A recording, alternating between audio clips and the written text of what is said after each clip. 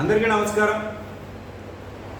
గత కొద్ది రోజులుగా జరుగుతున్నటువంటి శ్రీవారి లడ్డు అంశంపై పవన్ కళ్యాణ్ గారు చేసే ప్రాయశ్చిత్త దీక్షని, అలాగే ప్రాయశ్చిత్త దీక్షలో భాగంగా నిన్న అమ్మవారి మెట్లకి పసుపు రాసి కుంకుమ బొట్లు పెట్టి దీక్షలో భాగంగా అమ్మవారి సేవిస్తే దాని మీద ఈ దాష్టిక వైఎస్ఆర్సీపీ పార్టీ శ్రేణులు, వైఎస్ఆర్సీపీ పార్టీ నేతలు, నాయకులు వారికి ధర్మం పైన సరైన అవగాహన లేకపోవడం వలన నోటికి వచ్చినట్టు పిచ్చికూతలకు వస్తూ ఉన్నారు.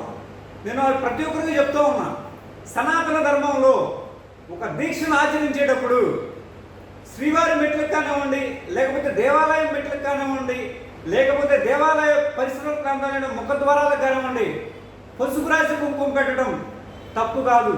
అవి దీక్ష ఆచరించే ప్రతి ఒక్కరూ చేయగలిగినటువంటి గొప్ప పని. మీరు ధర్మం తెలియదు కాబట్టి, మీకు దేవాలయంలో ఉన్నటువంటి నియమాలు తెలియదు కాబట్టి మీరు నోటి వచ్చినట్లు పిచ్చి కూతులకు వస్తూ ఉన్నారు. ఇంకొక ఆయన అంటూ ఉన్నారు, చంద్రబాబు నాయుడు గారు, పవన్ కళ్యాణ్ గారు శరీరాలు వేరు కానీ ఆత్మ ఒకటే అని.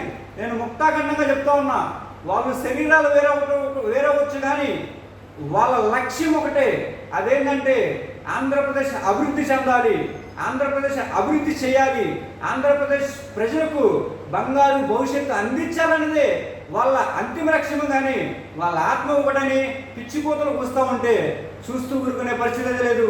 ఇంకొక మహా పెద్ద మనిషి అంటాడు, వైఎస్ఆర్సీపీ పెద్ద మనిషి ఏమంటా ఉంటాడంటే, అవి కల్తీ కాదు, గోమాతలు అపవిత్రమైనవి, అపవిత్రమైన గోమాతల నుంచి వచ్చినటువంటి పాల వల్ల అలా జరిగింది.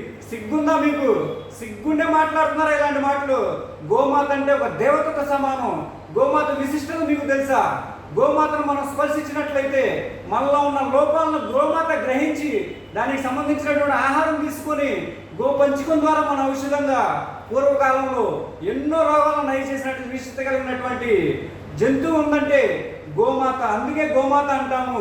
ఆమెను కూడా సంబంధించుకోవడం కనీసం జ్ఞానం లేనటువంటి వైఎస్ఆర్సీపీ నాయకుల కోసం పిచ్చిపోతలకి కాలమే సమాధానం చెప్తుంది. మీరు ధర్మంతో చెలగాటమాడుతున్నారు. ఖచ్చితంగా గుర్తుపెట్టుకొని ధర్మం మిమ్మల్ని పాతాలను తొక్కే రోజులు అతి దగ్గరలో ఉన్నాయని మీడియా ముఖంగా తెలియజేసుకుంటున్నాం.